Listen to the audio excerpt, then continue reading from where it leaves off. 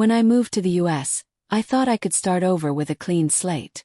A new city, new people, new opportunities. But I brought with me the heaviest baggage. Myself. The self I didn't love. The self I was ashamed of. The self I had spent years trying to change, fix, remake. I lived in a body I didn't call my own. I looked in the mirror and saw someone who urgently needed to change. I didn't see eyes, I saw fatigue. I didn't see skin, I saw imperfections. I didn't see myself. I saw comparisons. I didn't wear things I liked. I wore things that concealed. I didn't take pictures. I didn't let myself be in the frame. I didn't want to leave any traces. In the US, everything seemed even louder. Advertisements, fitness clubs, smiling faces on billboards. Here the body is currency. Here appearance is an argument. And I kept quiet. I didn't want to be a part of it. But silence didn't save. It only hid me deeper from myself.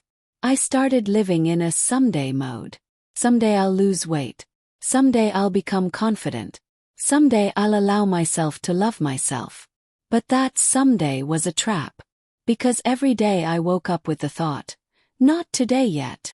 And every day I put myself off until later. I tried to change my body through punishment. Through diets that had no taste. Through workouts that didn't bring joy. Through comparisons that only stole peace. I didn't ask myself what I wanted. I asked, what do I need to do to be accepted? But one morning I woke up and realized, I was tired. Not just physically, but deeply. I was tired of living in anticipation of myself. I was tired of being conditional. I was tired of being a project, not a person. Made tea. I sat by the window. And for the first time in a long time, I didn't think that I had to change anything. Just was.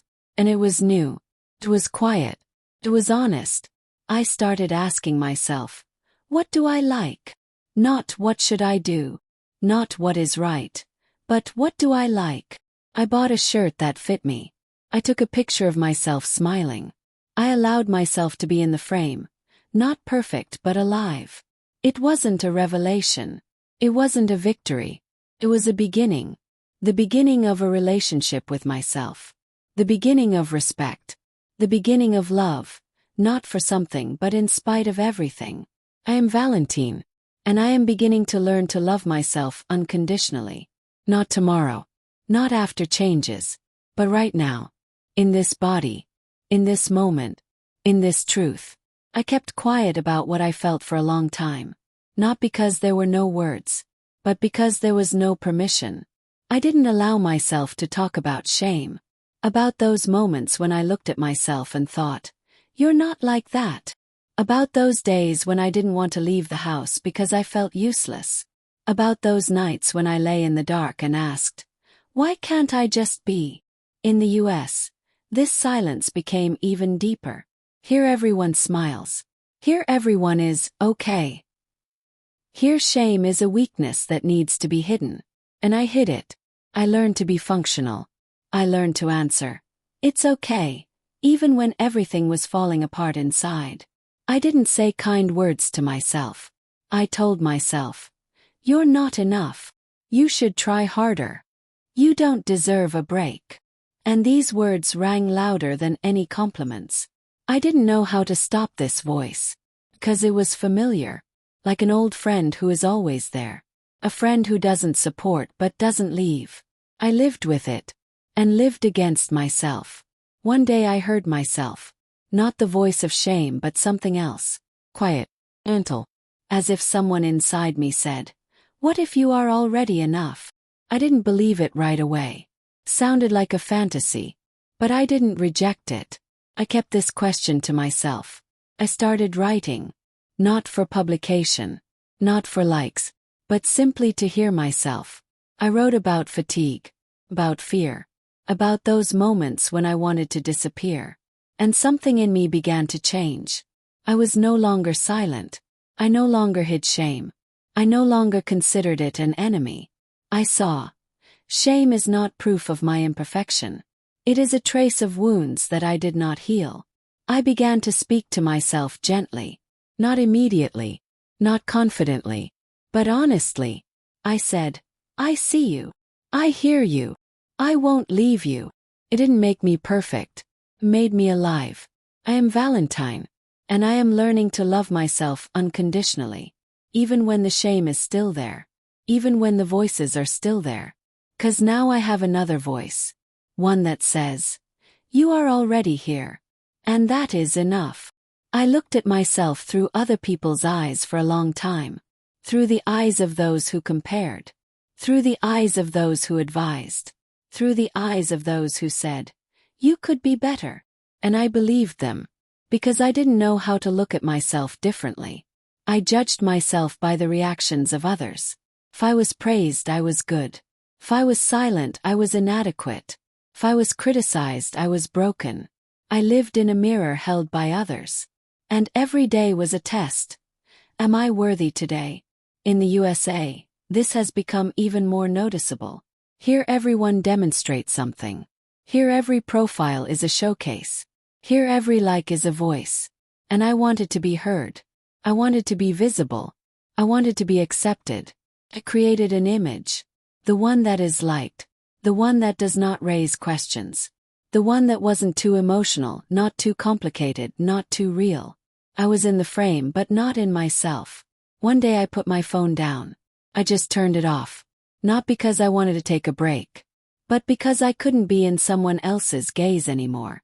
I went outside. Without a goal. Without a plan. Without a filter. I saw myself in the reflection of the window. Not posing. Not smiling. Just walking. And that was new. Because I wasn't trying to be someone. Just was. I started to notice the little things. How my shoulders relax when I'm not thinking about evaluation. How my eyes light up when I'm not afraid to be vulnerable. How my body breathes when I'm not squeezing myself into a frame. I no longer wanted to be an image. I wanted to be present, not perfect, and the real one. I started taking pictures of myself not for publication, but for memory, for myself. To say, I am, and I see myself. I no longer asked, do I like myself? I asked, am I in myself? And that changed everything. I am Valentine, and I am learning to love myself unconditionally, not through the eyes of others, but through my own presence, because I no longer want to be a reflection. I want to be myself. I have long believed that some emotions are wrong. Anger is dangerous. Sadness is weakness.